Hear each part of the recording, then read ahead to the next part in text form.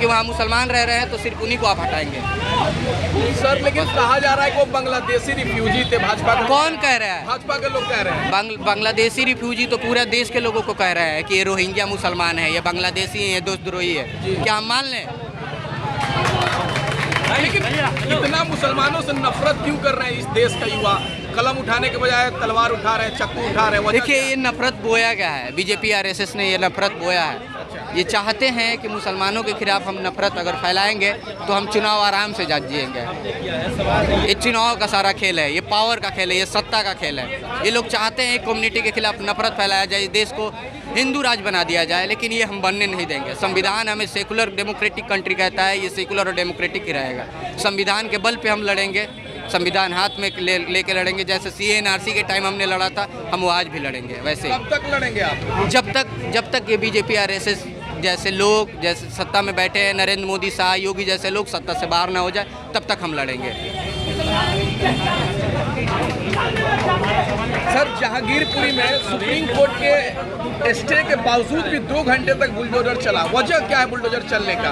देखिए, बुलडोजर चलने का प्रक्रिया आज से शुरू नहीं हुआ है, महीनों से हम देख रहे हैं। यूपी, मध्य प्रदेश, रुड़की, कोई भी मुसलमान पे कोई आरोप लग रहा है, बिना आरोप सिद्ध हुए बुलडोजर चला दीजिए। इस देश में संविधान ही नहीं है, कोर्ट ही नहीं है, तो फिर इनको ढा दीजिए ना। क्यों रखे हैं? क्या मतलब है कोर्ट का? जब कोर्ट में जब आप सिद्ध नहीं हुआ गलती तो आप ढा दे रहे हैं, कब तक ऐसे चलेगा? सर, एक सवाल और है कि जिस समुदाय को तोड़ा जा रहा टारगेट कर करके, लेकिन उसके रहनुमा जिसको वोट देते हैं मुसलमान, वो लोग दिखते नहीं है। सेकुलर पार्टियाँ नहीं दिखेंगे ना, क्यों दिखेंगे? वो भी आरएसएस के चट्टे बट्टे हैं, केजरीवाल भी आरएसएस का चट्टा बट्टा है। उसको एक वोट बैंक की चिंता है। वो मुसलमान वहाँ जो रह रहे हैं, जिनको बांग्लादेशी और रोहिंग्या बता रहे हैं, उनके लोग। दिल्ली विधानसभा में 5 मुसलमान विधायक है, लेकिन एक के सिवा कोई नहीं बोल रहा है। बोल रहा है, 2 लोग बोल रहे हैं, यूनिस बोल रहे हैं, अमनतुल्ला बन रहा है, लेकिन क्या इन पे हिम्मत नहीं था कि जहांगीरपुरी पहुंच जाए? सिर्फ फेसबुक पे लिखेंगे, सिर्फ ट्वीट करेंगे। अब की बार अगला चुनाव में इनको पता चल जाएगा। सर, अगले साल भी दंगा हुआ था, उसमें भी केजरीवाल नहीं दिखे और इस बार भी कुछ नहीं बोल रहे। नहीं दिखेंगे ना, इनको पता है, इनको वोट बैंक की चिंता है ना, इनको हिंदुत्व की चिंता है, इनको हिंदू कम्युनिटी की चिंता है, इनको मुसलमान कम्युनिटी की चिंता नहीं है। इनके भाषा देखिए, इनको पूजा की बात करनी है, इनको हिंदुत्व की बात करनी है, इनको रोहिंग्या और बांग्लादेशी मुसलमान की बात करनी है, नफरत बांटनी है। क्या राघव चड्ढा पहले ऐसे ही बोलते थे? आतिशी मारलेना पहले ऐसे ही बोलती थी? नहीं बोलती थी। आज इनके सुर कैसे बदल गए? सुर बदल रहा है ना, क्योंकि इनको सत्ता प्यारी आ गए हैं, 2 राज्य में आ चुके हैं। ये सोच रहे हैं हम तमाम पूरे देश में आ जाएं। इनको सरकार बनानी है तो हमें हिंदू एक खास वर्ग का भी वोट चाहिए। उनके खिलाफ नफरत हो तभी हमारा वोट बैंक आएगा। पहले मास्क, हिजाब, अजान, लाउड स्पीकर, इस तरह का हलाल झटका, इस तरह का वजह क्या है कि भाजपा के लोग मुद्दा उठाते हैं? देखिए, इससे समाज में एक तरीके से तफरका पैदा होता है, अलग होते हैं 2 कम्युनिटी के लोग।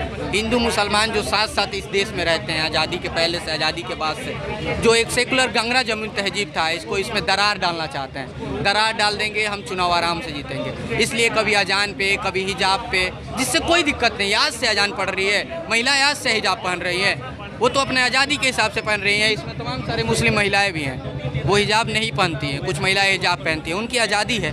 किसी की आज़ादी पे क्यों रोकेंगे? JNU जैसे संस्थान में चिकन बन रहा था हॉस्टल में, नहीं बनने दिया बीजेपी का छात्र संगठन ABVP।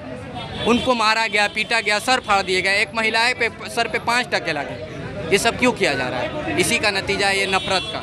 ये चाहते हैं नफरत बढ़े। से चला दो, उनके कच्चे ट्रेंड्स को तोड़ दो, उनके मकानों को तोड़ दो, और इस सब के खिलाफ हम लोग खड़े हैं। भाजपा सरकार, आम आदमी पार्टी सरकार का तो नारा था ना, जहाँ झुग्गी वहाँ मकान। क्यों आप मकान नहीं बना रहे हैं? क्यों आप झुग्गियाँ भी तोड़ रहे हैं? और जहांगीरपुरी में तो जो बने बनाए मकान है वो आप क्यों तोड़ रहे हैं? जब आम आदमी पार्टी सरकार को सत्ता में चुन के लाए थे तो यही लोग लेके आए थे, ये समझते हुए लेके आए थे कि भाजपा जो राजनीति करती है वो मुसलमानों के कितने अगेंस्ट है, वो दलितों के, महिलाओं के, सारे जितने भी माइनॉरिटीज़ हैं उनके अगेंस्ट कितना है। इसलिए केजरीवाल सरकार को हमने वोट किया था, और वही केजरीवाल सरकार आज वही सेम राग अलाप रही है जो भाजपा सरकार संघ के अलग अलग गुंडे अलापते हैं। तो उनको ये समझना होगा कि जिस दिल्ली ने उनको आज उस गद्दी पे बिठाया है ना, वही दिल्ली उनको इस गद्दी से निकाल के नेहा, कल एक बार फिर से प्रूव हो गया कि ऑपोजिशन स्ट्रांग नहीं है। ऑपोजिशन वहाँ जाके उन लोगों के साथ खड़ा भी नहीं हुआ। ऑपोजिशन की भूमिका जिस तरह से गिरती जा रही है दिन पर दिन, उसको कैसे देखिएगा? देखिए, आप इसमें कोई दो राय नहीं है कि जो कायदे से ऑपोजिशन जिसको हम मानते थे, कांग्रेस ने रात में जाके राहुल गांधी जगते हैं और एक स्टेटमेंट देते हैं। आम आदमी पार्टी की सरकार के अलग अलग नेता सपोर्ट करने के बजाय दिल्ली के लोगों को काउंटर में आर्गुमेंट देते हैं कि ये लोग तो बांग्लादेश है, इनको निकालना चाहिए। ये तमाम लोग जो खुद को ऑपोजिशन कहते हैं ना, और लोगों को कहते हैं कि हम भाजपा से बेहतर है, हमको वोट दो, उनको शर्म आनी चाहिए। कल वहाँ पे कौन लोग पहुँचे? लेफ्ट पार्टीज के लोग पहुँचे। वो लोग, आप मानिए एक्ट 2 हमारा एक ट्रेड यूनियन है जहाँ पे हमारे साथी हैं। उन ट्रेड यूनियन में कौन काम करता है? डीटीसी में जो बस चलाते हैं ना, वो बस ड्राइवर्स वहाँ पे, वो जो कंडक्टर्स होते हैं वो वहाँ पे आए। जो इंडस्ट्रियल फैक्ट्रीज में काम करते हैं वो लोग वहाँ पे खड़े हुए। वो लोग जो रेहड़ी पटरी वाले इलाकों के यूनियन के अलग अलग पार्टी के यूनियन से जुड़े हुए, वो लोग वहाँ पे पहुँचे। वो लोग जो जिनको खुद समाज, ये बीजेपी सरकार या इवन आम आदमी पार्टी सरकार जिनको हाशिए पे धकेलने की कोशिश कर रही है, वो लोग खड़े हुए जहांगीरपुरी के गरीब मुस्लिमों के साथ। और हमेशा ये बात क्लियर हो जानी चाहिए, जितने भी लोग हैं इस देश में जो चाहते हैं कि इस देश में अमन और शांति रहे, कि कोई भी ऑपोजिशन अगर आप एक्सपेक्ट कर रहे हैं इलेक्टोरल पार्टीज से, तो आपको फिर से सोचना चाहिए। इस वक्त जो भी ऑपोजिशन होगा वो हम लोगों से होगा। एक गरीब दूसरे गरीब के साथ खड़ा होगा, जिसको क्या बोलते हैं, एक तरफ ये जो रेलवे कॉलोनीज को तोड़ रहे थे, वहाँ पे जो दलित रहते थे, वहाँ पे जो मजदूर रहते थे, वो खड़े हुए हैं जहांगीरपुरी के जो मुस्लिम वर्किंग क्लास है उसके साथ में। और यही हमेशा सॉलिडारिटी बनी रही है, यही आगे भी बनी रहेगी, और इसको एकदम मजबूत किया जाएगा। गोदी मीडिया को लेकर आप लोग लगातार हावी रहते हैं, और इस बार भी गोदी मीडिया ने बुलडोजर पर चढ़कर वहाँ के हालात दिखाए हैं अपने तरीके से। उस पर क्या कुछ कहेंगे? मैं उनको सिर्फ एक नाम याद दिलाना चाहूँगी, सौरभ शर्मा।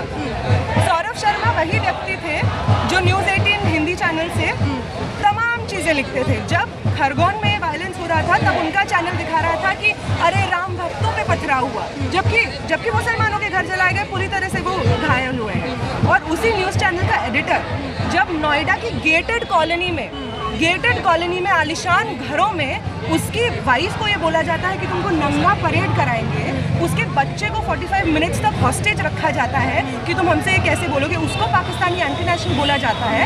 वो तो नहीं है मुस्लिम, वो तो नहीं है ना बांग्लादेशी, उसके साथ भी ये हुआ। क्योंकि ये जो नफरत है ना, ये लोगों के बीच में है, और जिस गोदी मीडिया को लग रहा है कि वो बच जाएगी ना, उसको बिल्कुल गलत लग रहा है। उसको ये समझ आना चाहिए कि वो जो नफरत फैला रहा है ना, खुद पेडल कर रहा है आज तक या एबीपी न्यूज़ जैसा चैनल, खुद ये नफरत पेडल कर रहा है। ये नफरत खुद उसको काटने को दौड़ेगी, क्योंकि अंत में ना हमको याद है कि कोविड के दूसरे वेव में ऑक्सीजन सिलेंडर नहीं मिला था हिंदुओं को, मिला था ऑक्सीजन सिलेंडर। कल झाजी के ठेले पे भी बुलडोजर चला है, और उनसे कहा गया था कि आपके ठेले को कुछ नहीं होगा, आपकी गुमटी बची रहेगी। बिल्कुल ये सही बात है, क्योंकि आप मुझे बताइए ना, जिनको लग रहा है कि ये लोग मस्जिदों के सामने नाच के जय श्री राम का नारा लगाएंगे तो सब कुछ खत्म, ठीक हो जाएगा, बेहतर हो जाएगा। मैं इनसे पूछना चाहूँगी कि क्या आपको लगता है कि आप ये कर सकते हैं? आप करिए। 2 महीने बाद मान लीजिए आपको लगता है आप सारे मुसलमानों को मार दीजिएगा, आपको ये लगता है ना, उसके बाद क्या खाना देगी आपको बीजेपी सरकार? पेट्रोल 105 से क्या हो जाएगा 60 रुपये? क्या सब्जियाँ आपको मिलने लगेंगी सस्ती? आपके बच्चे जाने लगेंगे स्कूल? आपको मिलेंगी नौकरियाँ? नहीं मिलेंगी, क्योंकि ये हिंदू राष्ट्र का सपना ही झूठा है। ये हिंदू राष्ट्र का सपना किसी चीज़ पे बेस नहीं है। ये हिंदू राष्ट्र का सपना मुसलमानों के प्रति नफरत, महिलाओं के प्रति नफरत, दलितों के प्रति नफरत पे बेस्ड है। इसका कोई आइडिया नहीं है कि ये कैसे लोगों को रोजगार देगा, शिक्षा देगा, कुछ आइडिया नहीं। हिंदू राष्ट्र के